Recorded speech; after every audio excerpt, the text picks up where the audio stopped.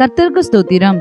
நாள் 275 அக்டோபர் 2ற்கான வேத பகுதி மீகா 1 முதல் 4 வரை. அதிகாரம் 1. யோதாம், ஆஹாஸ், எசேக்கியா என்னும் யூதா ராஜாக்களுடைய நாட்களில் மொரேசா ஊரானாகிய மீகாவுக்கு உண்டானதும் அவன் சமாரியாவுக்கும் எருசலேமுக்கும் விரோதமாய் தரிசித்ததுமான கர்த்தருடைய வார்த்தை. சகல ஜனங்களே கேளுங்கள், பூமியே அதில் உள்ளவைகளே செவி கொடுங்கள். கர்த்தராகிய ஆண்டவர் தம்முடைய பரிசுத்த ஆலயத்தில் இருக்கிற ஆண்டவரே உங்களுக்கு விரோதமாக சாட்சியாயிருப்பார். இதோ கர்த்தர் தமது ஸ்தானத்திலிருந்து புறப்பட்டு வருகிறார். அவர் இறங்கி பூமியின் உயர்ந்த இடங்களை மிதிப்பார்.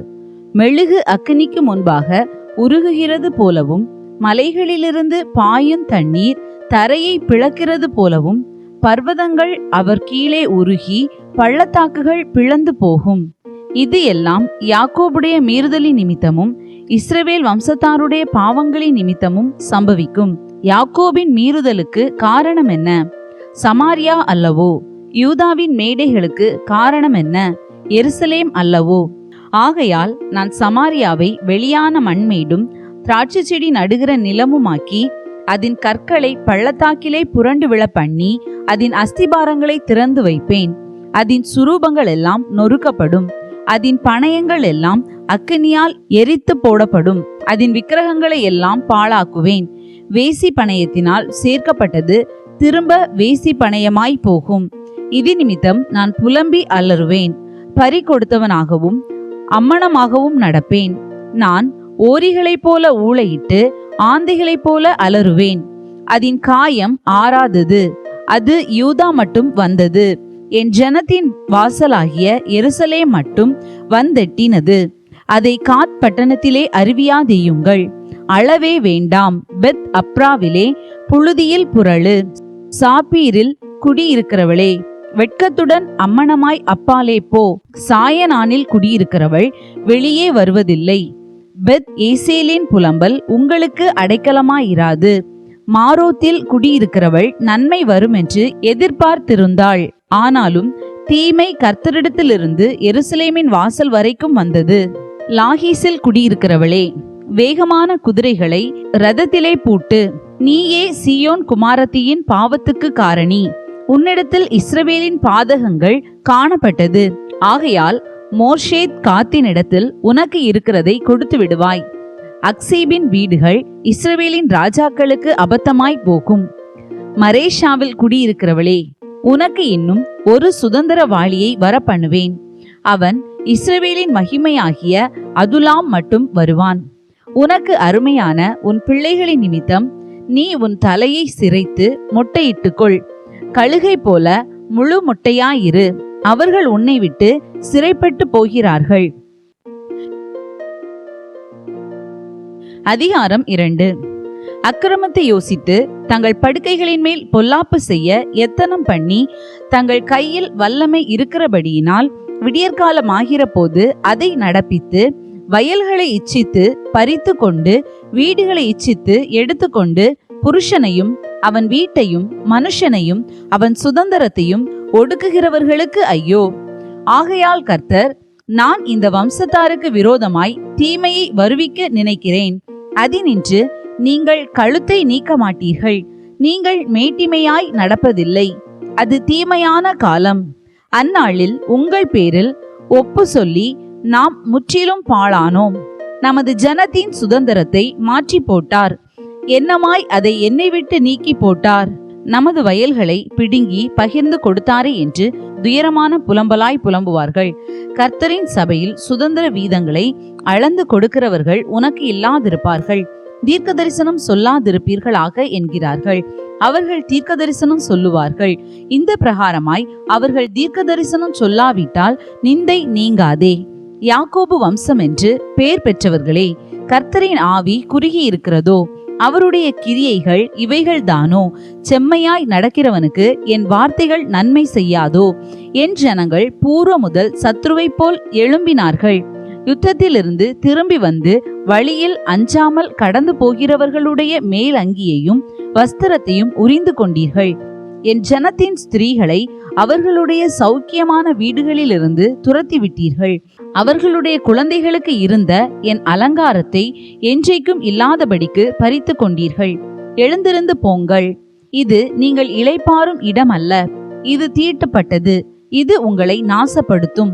அந்த நாசம் மிகவும் கொடியதாயிருக்கும். மனம் போகிற போக்கின்படி போய் அபத்தமானதை உரைக்கிற ஒருவன் திராட்சை ரசத்தையும் மதுபானத்தையும் குறித்து நான் உனக்கு பிரசங்கிப்பேன் என்றால் அவனே இந்த ஜனத்திற்கு ஏற்ற பிரசங்கியாயிருப்பான். யாக்கோபின் ஜனங்களே, உங்கள் எல்லாரையும் நான் நிச்சயமாய் கூட்டுவேன்.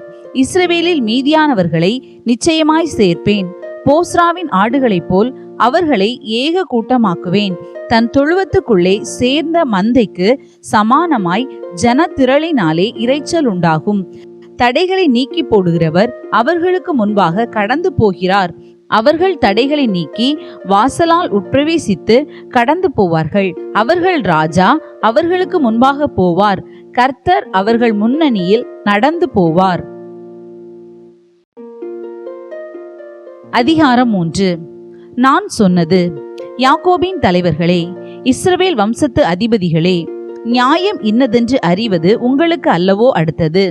ஆனாலும் நன்மையை வெறுத்து தீமையை விரும்பி அவர்கள் மேல் இருக்கிற அவர்களுடைய தோலையும் அவர்கள் எலும்புகள் மேல் இருக்கிற அவர்களுடைய சதையையும் பிடுங்கி என் ஜனத்தின் சதையை தின்று அவர்கள் மேல் இருக்கிற அவர்களுடைய தோலை உரிந்து கொண்டு அவர்கள் எலும்புகளை முறித்து பானையிலே போடும் வண்ணமாகவும் இறைச்சியை கொப்பரைக்குள்ளே போடும் வண்ணமாகவும் அவைகளை துண்டிக்கிறார்கள்.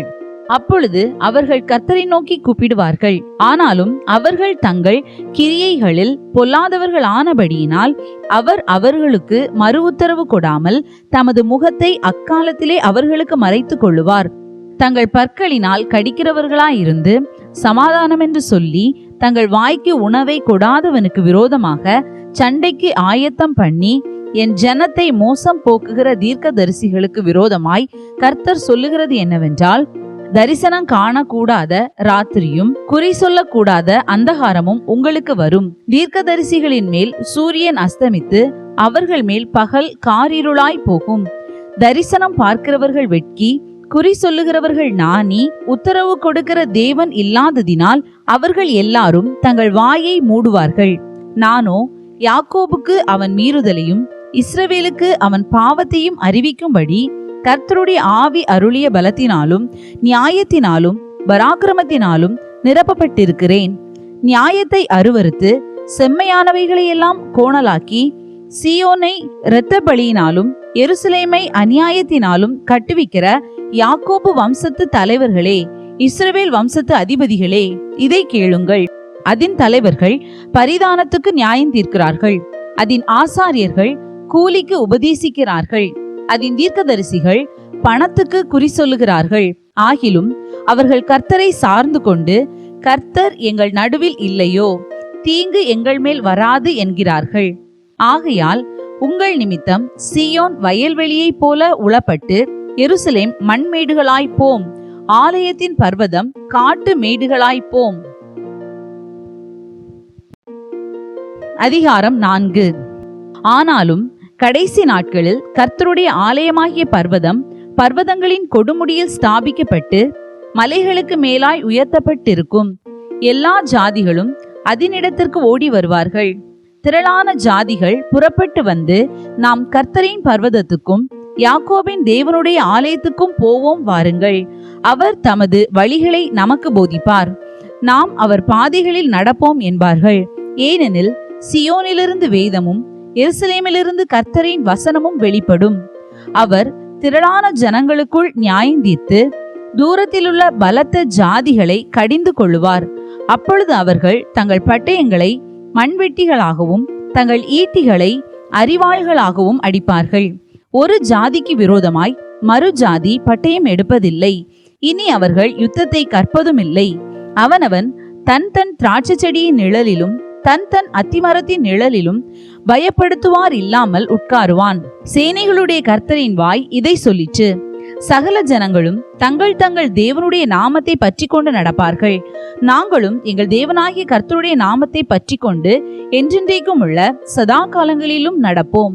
கர்த்தர் சொல்லுகிறது என்னவென்றால், அந்நாளிலே நான் நொண்டியானவளை சேர்த்து தள்ளுண்டவளையும் தீங்கு அனுபவித்தவளையும் கூட்டிக் கொண்டு நொண்டியானவளை மீதியான ஜனமாகவும் தூரமாய் தள்ளுண்டு போனவளை பலத்த ஜாதியாகவும் வைப்பேன். அவர்கள் பேரில் கர்த்தர் சீயோன் பர்வதத்திலே இது முதல் என்றென்றைக்கும் ராஜாவாய் இருப்பார். மந்தையின் துருக்கமே, சீயோன் குமாரத்தியின் அரணே, முந்தின ஆளுகை உன்னிடத்தில் வரும். ராஜரீகம் எருசலேம் குமாரத்தியினிடத்தில் வரும். இப்போதும் நீ சத்தமிட்டு கதறுவானேன்? ராஜாவானவர் உன்னிடத்தில் இல்லையோ? உன் ஆலோசனைக்காரர் அழிந்து போனார்களோ? பிரசவிக்கிற ஸ்திரீக்கு ஒத்த வேதனை உனக்கு உண்டாகும். சீயோன் குமாரத்தியே, பிரசவ ஸ்திரீயை போல அம்பாயப்பட்டு வேதனைப்படு. நீ இப்போது நகரத்திலிருந்து புறப்பட்டு வெளிகளில் தங்கி பாபிலோன் வரைக்கும் போவாய். அங்கே விடுவிக்கப்படுவாய். அங்கே கர்த்தர் உன்னை உன் சத்துருக்களின் கைக்கு நீங்களாக்கி மீட்பார். சீயோன் தீட்டுப்படுவாளாக, எங்கள் கண் அவளை காண்பதாக என்று சொல்லி அநேக ஜாதியார் உனக்கு விரோதமாக கூடியிருக்கிறார்கள். ஆனாலும் அவர்கள் கர்த்தருடைய நினைவுகளை அறியாமலும் அவருடைய யோசனையை உணராமலும் இருக்கிறார்கள். அவர் அரிக்கட்டுகளைப் போல அவர்களை களத்திலே சேர்ப்பார். சீயோன் குமாரத்தியே, நீ எழுந்து போரடி. நான் உன் கொம்புகளை இரும்பும் உன் குளம்புகளை வெண்கலமும் ஆக்குவேன். நீ அநேக ஜனங்களை நொறுக்கி போடுவாய். அவர்கள் தேடி சேர்த்ததை நீ கர்த்தருக்கென்றும் அவர்களுடைய ஆஸ்தியை பூமிக்கெல்லாம் ஆண்டவராய் இருக்கிறவருக்கென்றும் நியமிப்பாய். இன்றைய நாளுக்கான வேத பகுதி வாசித்து முடிந்தாயிற்று. தேவனுக்கே மகிமை உண்டாவதாக. ஆமென். இன்றைய நாளுக்கான வேத பகுதியிலிருந்து ஒரு கேள்வி. எருசலேமில் இருந்து என்ன வெளிப்படும்? இன்றைய நாளுக்கான வாக்கு தத்தம் மீகா 2:13. தடைகளை நீக்கி போடுகிறவர் அவர்களுக்கு முன்பாக நடந்து போகிறார். இந்த வாக்கு தத்தத்தின்படி கர்த்தர் நமக்கு முன்னே போய் தடைகளை எல்லாம் மாற்றுவாராக. ஆமென்.